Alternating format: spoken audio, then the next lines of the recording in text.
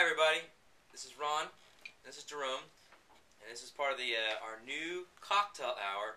We're at my house here, so we're having cocktails. We're actually, we're going to give it to you straight. I'm drinking a bottle of wine here that says no BS. That's right. It's exactly how we're going to deliver it to you. I think you guys do need to scoot in a little bit. Scoot in? I think cameraman. that was fantastic. We're already making mistakes in our very first podcast here, webcast, and we're already making mistakes. So anyways, that's how we're going to give it to you. No BS. So Jerome was having a screwdriver, and we ended up getting a tangent, and now he's drinking water to overcome his being drunk over here. So you're gonna get the real. Don't believe it. So the cocktail hour. We're here to talk to you about entrepreneurship and things in your life, and prosperity, and encouragement, and anything goes. We're just gonna have a conversation and talk about things going on in our lives and our business, and we're just gonna have a good time and go at it. That's why I'm here. Let's get going. Oh man, just jump right into it. Let's go. You know, I had a list here. I had a big old list about 30 things, and Jerome was like, "Man, you need to cut down to about 3 things." And so I think that's what we'll do. But Jerome, why don't you tell me a little bit about yourself, since the audience, they don't know anything about you. Hello, everybody. I'm Jerome Braggs. I'm an author, speaker, miracle mentor, and founder of the Prosperous Life Academy, which offers holistic prosperity mentoring and personal life coaching for big dreaming entrepreneurs and visionary individuals. And I've been doing my business for about 3 years now, and it's basically based on, my personal life story. I was faced with 2 life-threatening situations with 2 incurable diseases, at least that's what the doctors told me. And I was able to heal my body based upon the knowledge of universal laws and spiritual principles. And because of that, I founded my business, the Prosperous Life Academy, which helps people achieve a holistically prosperous life, which is well-being and freedom in all areas of your life, not just financial freedom. I mean, that's kind of interesting because the law of attraction is how I found you. How we found each other is I had read the book Think and Grow Rich probably about a year ago, year and a half, maybe 2 years ago, and those things planted some seeds in my mind about mentorship and mastermind and the ethereal stuff out there about positive thinking. You all know about this stuff about positive thinking, but he kind of put it in a little bit more perspective that you really need to be thinking about it to make it happen. And so you don't know this, but whenever I was that entrepreneur group that we met at each other at, I was actually looking to meet somebody and befriend somebody like a Tony Robbins or a Dave Ramsey. I said, I'd really like to meet somebody like that and befriend this person and get to know them, both their business side and them personally. But the chances of me get to meet Tony Robbins and really become friends with him, it could happen, but probably unlikely if I stay here and do the things I'm doing here. So I asked, I said, I talked about it in my mind and thought about it. I opened my brain, my mind, to receive, to be open to, if that happens, I will see it. Where a lot of times we're shut off. If I didn't think about that, I wouldn't have not met you. So I almost didn't go to the entrepreneur group. And I was part of that group, and that had just started up, and I said, I'm going to go there, and bam, there you were. I was like, you got to be kidding me, because I knew it was going to happen somewhere. I didn't know when and where, but every time I have a, you ask, believe, you receive that thing. That's every single time that seems to happen over and over. Now I've been pretty fortunate; it used to happen to me all the time, but I didn't know why until, of course, we saw The Secret and Think and Grow Rich, and now, of course, I'm reading The Science of Getting Rich, and I'm only into book. chapter 3 or whatever. It's an audiobook I'm listening to, and I'm impressed. I want to copy that and resell that.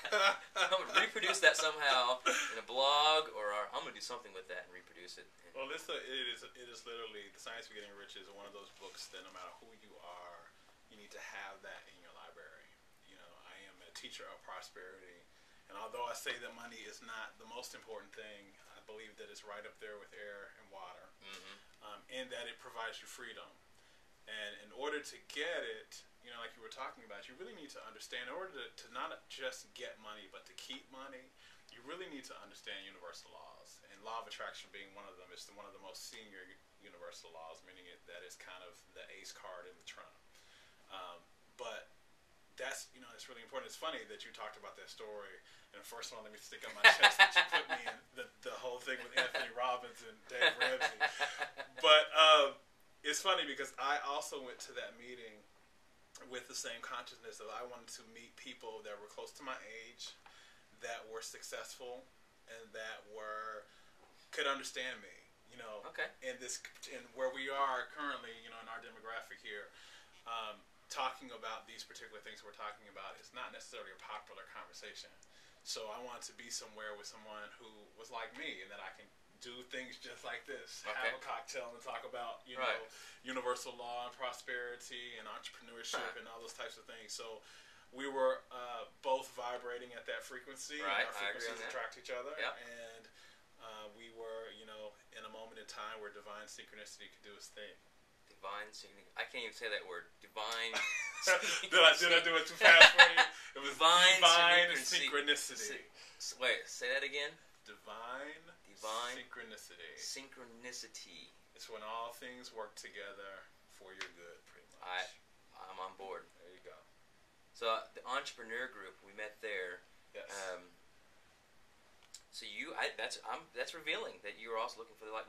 Is that really a tough conversation here? I've been here in Oklahoma for almost all my life. Is that really a tough thing to talk about here? Why? Well, the world is with the birth of media today, and we're all very connected now, and so information can get out more. This information used to be more hidden, and so in the Midwest, it's not really a surprise. The Midwest used to get things last. I don't know if it's just because it goes to the coast first, it comes here. Yeah, I agree on that. But the consciousness in the Midwest was not at a place where it was willing to really embrace those types of things. But they're starting to see it everywhere, and to really understand that these things have been operational always in your life, whether you understood them or not, whether you believed in them or not, and that they were the underlying current between all spiritual practices. All spiritual practices have these somewhere in them, and so we're just now here kind of really being able to open up, accept, and adopt that. It doesn't mean that doesn't say anything about the culture. It just means every culture has its time and its place, and I think the Midwest is its time and its place. And I also think actually that in my heart, I didn't really believe that when I moved here from DC a few years ago. I didn't really believe that, but I believe it now, that I think the Midwest will be the central point for a major transformation and shift in consciousness. So there's real opportunities to make an impact here. Absolutely. Okay. I'm a real estate investor. My formal background is I'm an IT guy, computers expert, and for a bank, and I used to control the networks and infrastructure and IT and security, and I can go on and on about viruses and Trojans and all the bad stuff that can happen on the internet. And like most people, I was doing that day in and day out, and I was born with a computer in my bed, and I got burned out, got frustrated doing the same thing, the 40-40-40 plan, 40 hours a day, or 40 hours a week, for 40 years, so I can retire on 40% of what I make. At our age, okay, I'm going to retire in like 2067 or something way out there. Is Social Security going to be around? What's it going to be like tomorrow, the next day? So I knew that I had to change my future, and that I got involved in real estate, to invest in real estate, and that's where I've been making my money. What's been fortunate about that is because of my background, my dad's been green run seminars and successful people and putting in the good stuff in your brain. Read a book, self-motivational books and tapes.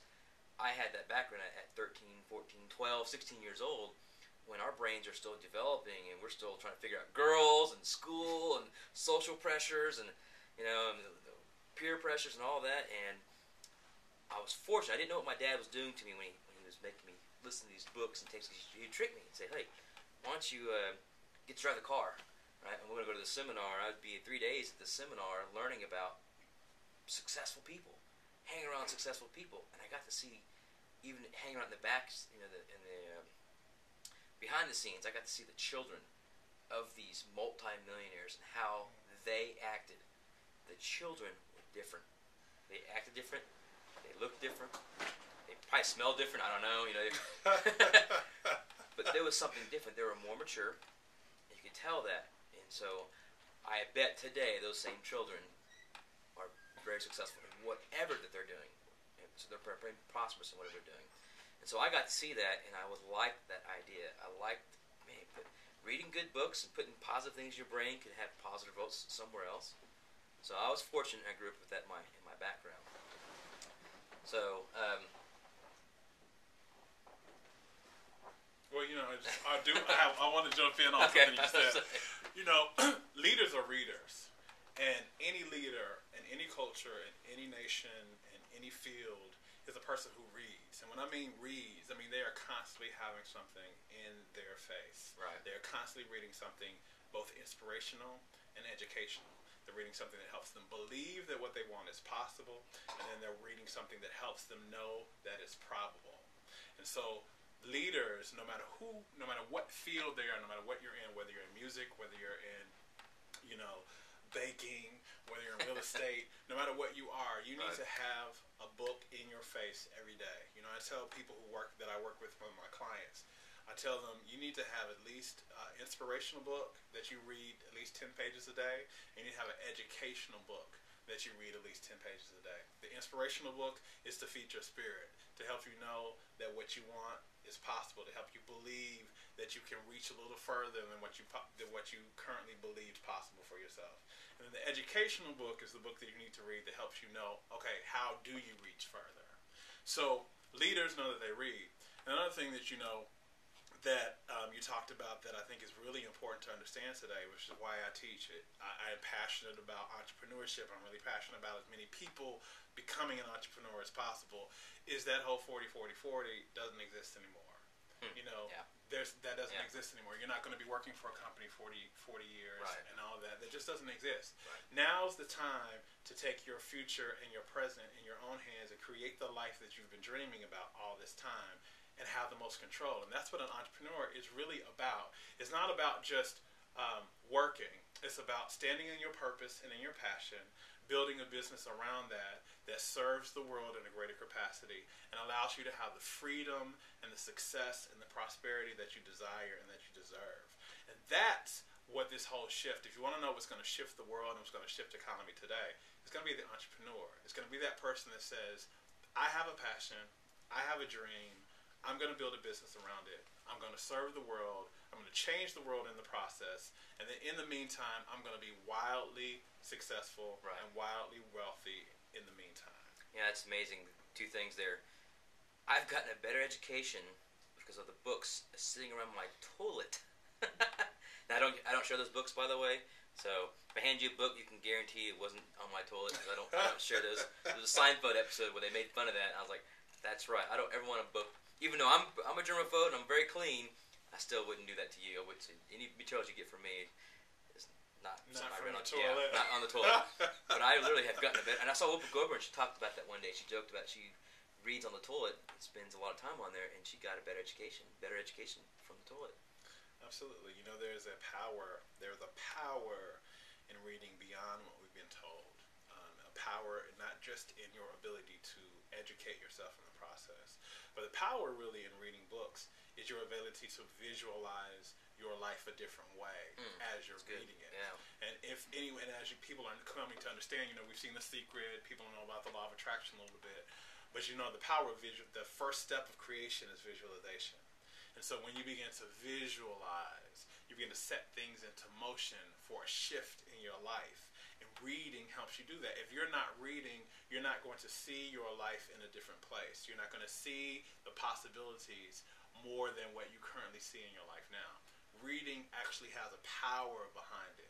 It's a reason why in older cultures they kept the poor people down by not teaching them how to read. There's a reason behind that, because reading was power. And so when you understand the power behind reading, you want to read all the time. You want to consistently grow yourself to a better person than you were before. I say life only has one direction, and it's forward. And so if you're not growing, you're dying. There's no standing still, there's no backwards. It's either you're moving forward or you're dying. So now what about watching TV then? So reading is very powerful because you're saying it in your brain, you're talking about it, you're thinking about it, your imagination, you're visualizing it. So what about TV? TV is just as powerful, but here's the thing about TV. You don't get to control what's being put into your vision with TV. Already generated and so it's already generated for you. That's the danger behind television.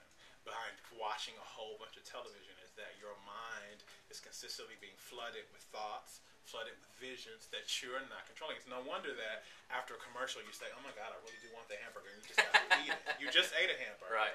10 minutes ago, and now you're getting your keys to go to McDonald's and get Right. whatever.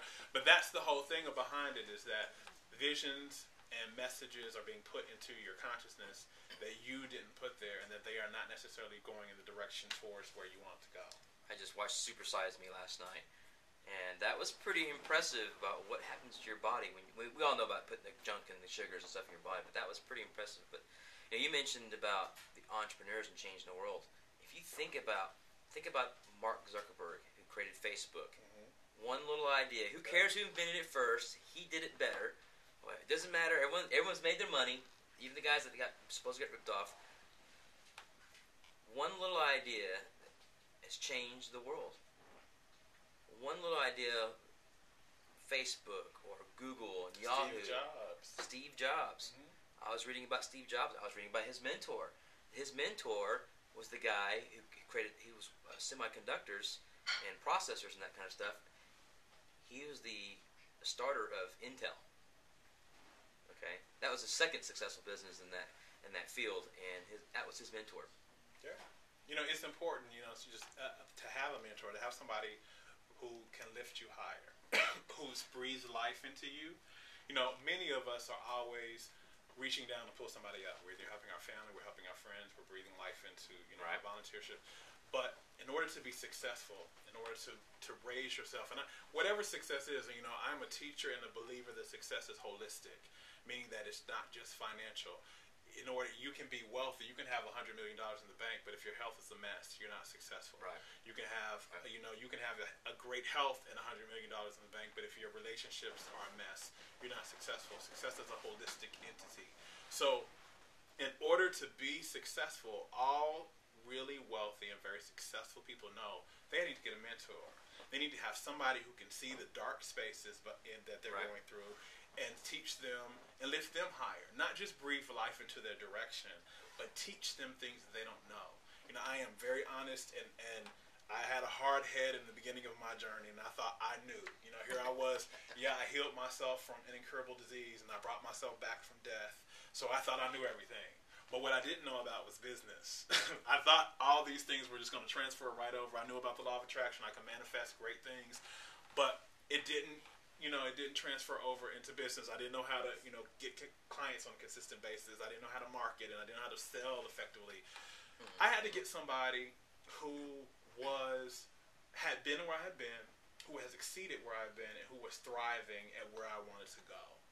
And that is who a mentor needs to be. A lot of people get mentors who are at the same level as them. Well, that's the blind leading the blind.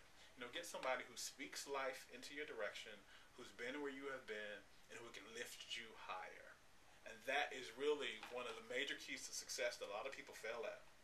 A lot of people try to go at it alone and go at it with their own understanding.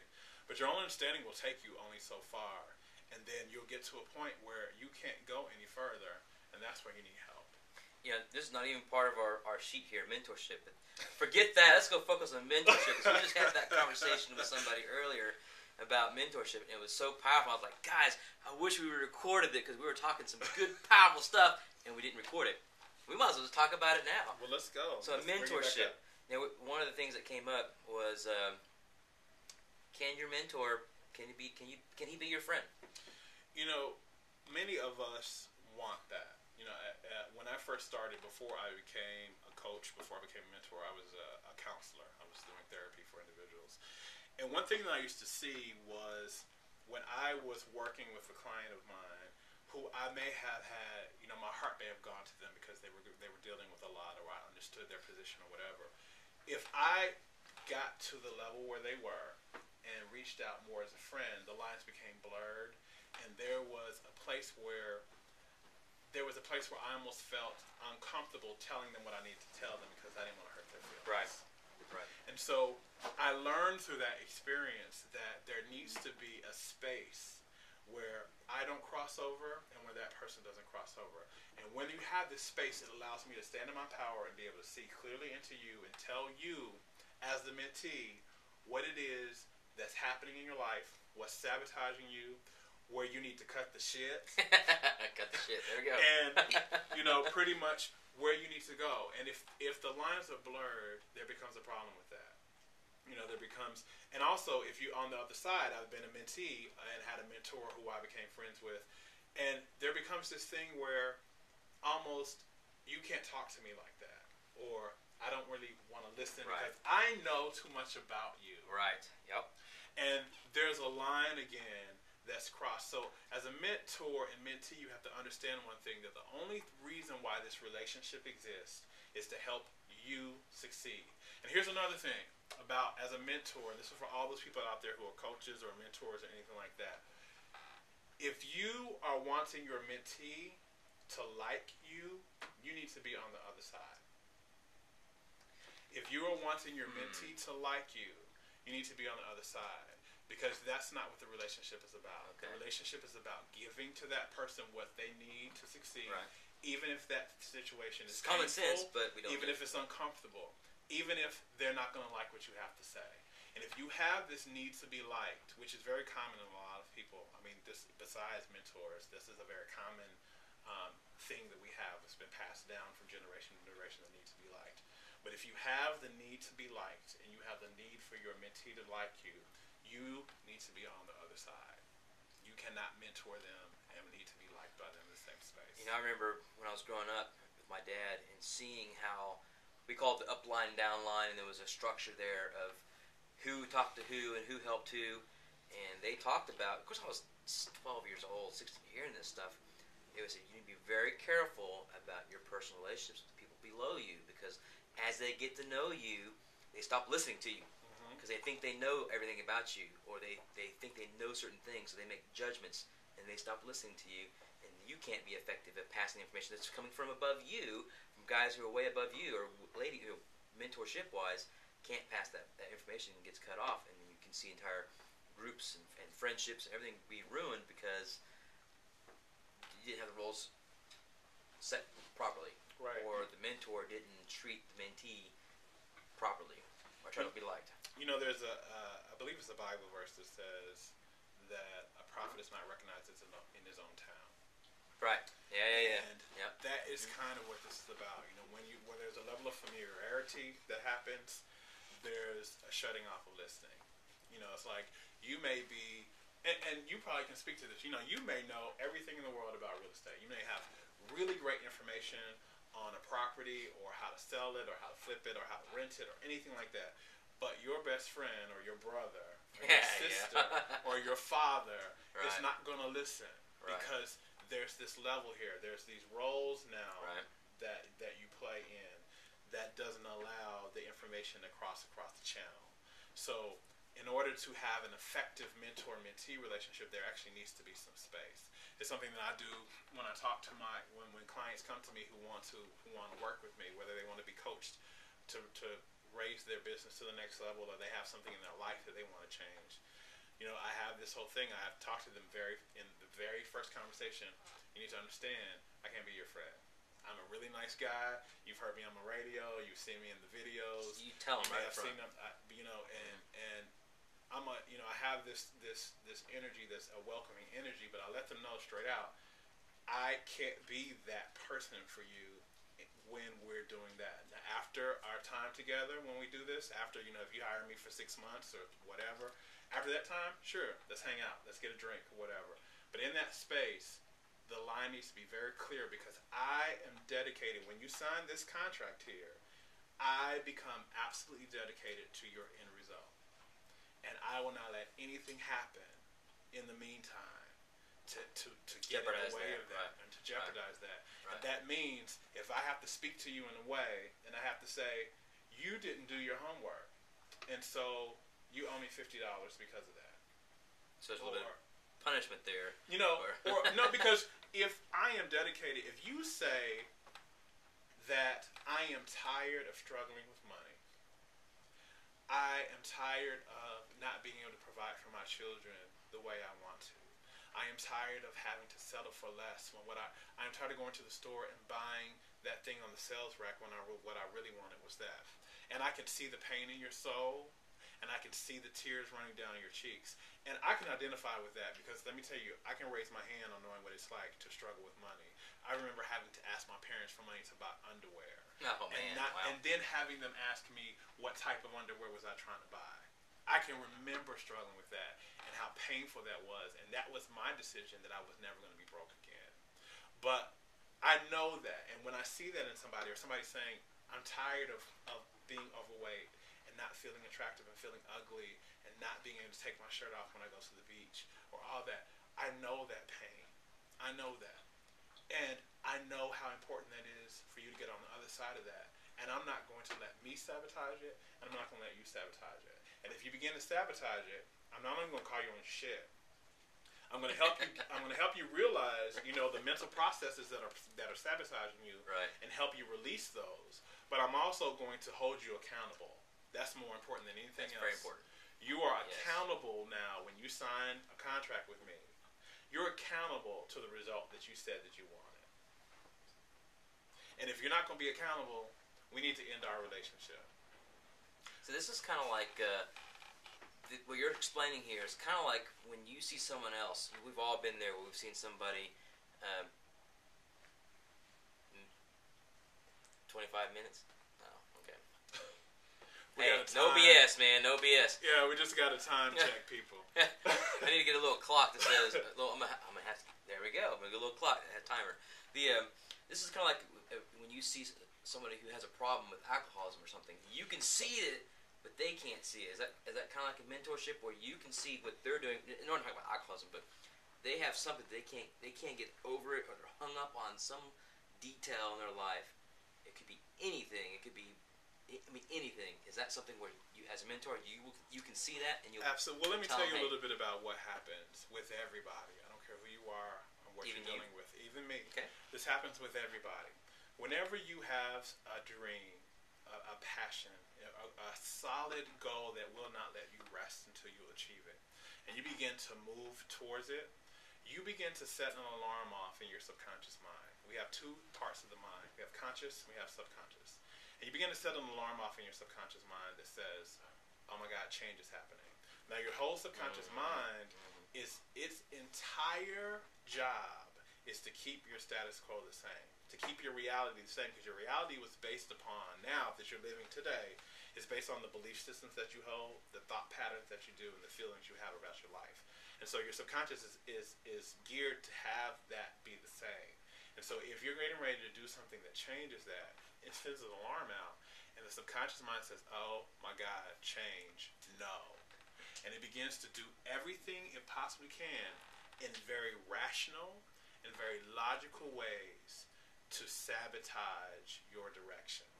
And this is why most people who want to lose weight, everybody has a stopping point. They have this point where all of a sudden, they're working out in the gym, they're doing all this great stuff, they lost 25 pounds, but they wanted to lose, 40. And they're looking great, and all of a sudden they say, oh, but I can have this cupcake today because it's really good. And then that cupcake turns into, oh, I can have this piece of pizza because it's just, this will be my cheat day. And then this cheat day turns into cheat week, and then it's a month, and then before you know it, you're back where you started. The same thing happens with addiction. The same things happen with dreams, with starting that business. All of a sudden everything's going well, and then life happens. I got this happening, my kid's doing this, and I got this and this and this, and then before you know it, you're back with nothing happening. And that's the start of the subconscious mind beginning to sabotage you, both rationally and logically. It makes all the sense in the world, and you don't understand this is happening. And most people never really see this. This is where I come in. I help you understand, okay, where did you stop? What do we need to do to get you to not stop? And then how do we change what's in the subconscious mind? How do we get rid of those triggers? How do we instill new thought patterns and new directions so that you achieve the dream that you want? Because it's not that most people aren't out there actually wanting and trying to go in the direction. It's that they don't understand this one key concept, what your subconscious mind is there for and how it operates. Because that one thing alone is what keeps most people from achieving their biggest dreams. Yeah, you said triggers, but that also reminds me of the power of suggestion.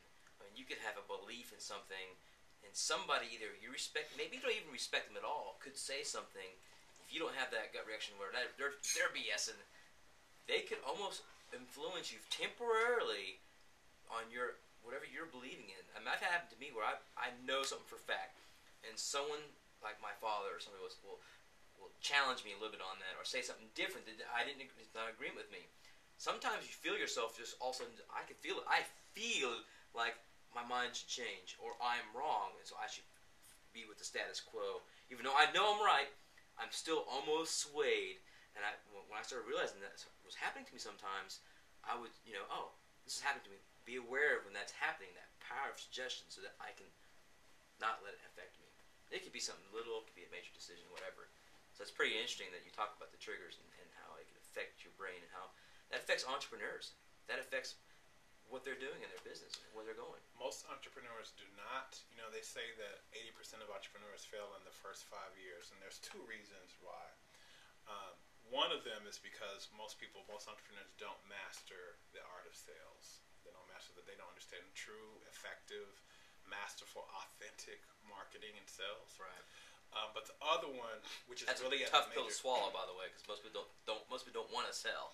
That's for a whole other video. So we're gonna talk about for a long time. Future episode. Yeah, but I'll just say this: if you're an entrepreneur, sales is actually a part of your service, because you cannot offer your service if the sale doesn't happen. I can't offer change. I can't offer improvement in people's lives if I don't know how to sell. That doesn't happen. The change doesn't happen if sales doesn't happen. So that's the first thing. But the second thing, which is really the biggest thing, is that people don't understand their mind. They don't understand the power of the mind. They don't understand that the mind creates everything. And the part of the mind that is sabotaging them the most is the subconscious mind. And they don't understand what that is and how they work. So I'll give you an example. Okay. When I was a kid, I went to a private school. And so at this private school, I was one of 2 African Americans in my entire class. So I never had another African American in my class. I never had anybody that looked like me. And I didn't have another teacher who was African American. All of my teachers were Caucasian. So it was a very good school. And I went to a college that was a historically black college, meaning that the majority of the students were African American. And I will never forget the first day I went to class. Did you fit in? I went to class and I was very excited about it because I wanted this experience. Going from an experience where I was the only one and nobody looked like me, and going into a place where everybody looked like me and they were all on the same level as I was exciting to me. And so I was in class, my first class. I was in history, and my teacher came in. He was a young African American man. And he stood at the front, and I remember I remember closing my book like this. And I was like, why am I closing my book? And I remember putting it down, and the thought came up that he's not going to be able to teach me anything. And I said, wow. Why is he? And I said, okay, why am I having this thought? Why is he not going to be able to teach me everything? And as I sat there in my desk, literally sat with my hands on my book, sitting here, I realized that what was happening was, in my mind, because of my external environment that was influencing me without even my conscious knowing about it, what I was getting from my environment was only Caucasian people were teachers. And so then all of a sudden, a belief I had was that African Americans couldn't teach me. Even though I had family members who were teachers, even though I had family members who were superintendents and principals, they weren't in my experience. They weren't my influence. So I had a belief system about that, and I had to really work on that. I made a sole decision right then and there that I could not operate like that. I wasn't going to be in that school if I had that belief. So I had to change that. But that was a subconscious belief, and it was beginning to sabotage. I was closing my book and literally almost about to walk out of the class because of this belief that I didn't know. That I didn't put it there, but it was a subconscious belief that I had that was operating in my life, even though I wasn't aware of it.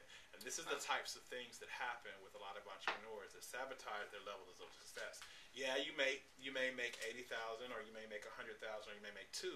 You want to make 7 million.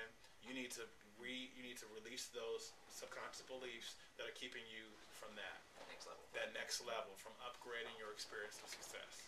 Well, guys, we're almost coming to the end of our session, so we didn't even, so this is so good because I don't think we covered a single thing on this list. So we're going to work on this next. I mean, there's what, 8 things here. This is cool. We'll definitely have a part 2, guys. Oh, this is awesome, man.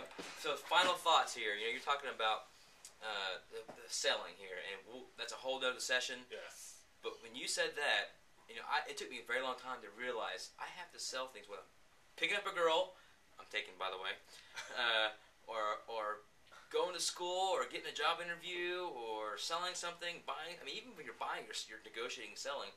The one book that helped me, and it wasn't even really about sales, but that helped me begin that journey was How to Win Friends and Influence People by Dale Carnegie. My dad suggested I read that book, and I was like, yeah. And I finally, one day, I read it. When I read that book, it connected with me about his way you talk to people, and how you get along with them, and how you influence people, and how you win them over. So that skill set, when I learned that about 16 years, when I started practicing it at 16 years old, when I started getting good at that, I realized, wow, how you talk to people, how you treat them, how you influence them, can come back to you tenfold on whatever it is that you're looking from them. And I'm not talking about taking from anybody or manipulating anybody. It just works. That stuff, influencing people, works. And of course, that's way better than manipulating somebody. But I can actually get people to do things I want them to do for the greater good for both of us. And it all started because of that book and the idea of selling as well. That's holistic selling. That's understanding that sales is a relationship. It's a relationship with you and the person, and it's a way for you to help them better their lives in some way. Whatever your product is, it's helping them better their life in some direction. It may not be coaching, it may not be, anything like that directly, but some fashion or form, your product is offering them some type of fulfillment, some type of happiness, some type of elevation from where they currently stand. So that can't happen if there's not a sale. Now, it doesn't have to be a hard sell. Like I said, we'll talk about that later. Yeah. But it definitely is a connection, a relationship that must happen if you are going to put your dream, your passion, your product and service into the world. Well, guys, this is our end of our very first trial run at doing our cocktail hour.